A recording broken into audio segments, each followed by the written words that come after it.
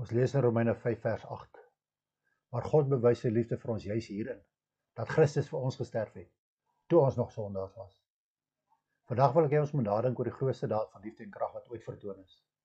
Die kruisiging en opstanding van ons Here en Verlosser, Jesus Christus. In sy dood en opstanding vind ons die fondament van ons hoop, ons geloof en ons verlossing. Die kruisiging was die prys wat vir ons sonde betaal is. Toe Jesus aan die kruis gehang het, het hy die gewig van die wêreld se sonde gedra. Die regverdige vir die onregverdiges. Hy het die brug geword tussen die heilige God en die sondige mensdom. Die kruisiging was nie 'n tragedie nie. Dit was 'n triomf van liefde.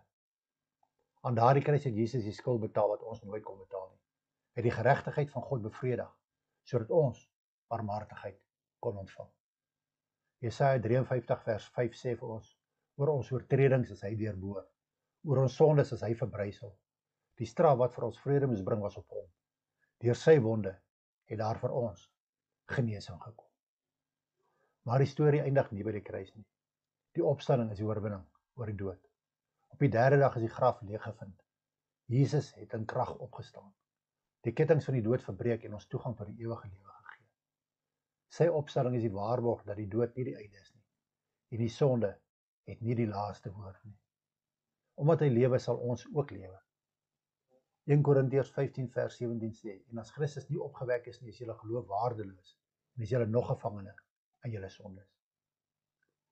Hoe vind ons as mense baat by die kruisiging en opstanding van Christus? Deur die kruisiging word ons verlos, teruggekoop van sonde. Deur die opstanding word ons wedergebore, nuwe lewe en hoop gegee. En as gevolg van albei is ons met God versoen. Nie meer vreemdelinge nie, maar seuns en dogters.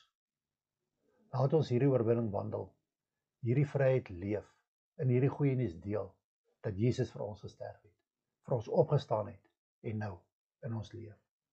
Kom ons bid tot ons hemelse Vader om ons te help om elke dag in die krag van die opstanding te leef, en om die liefde van Christus te deel met 'n wêreld in nood. Amen.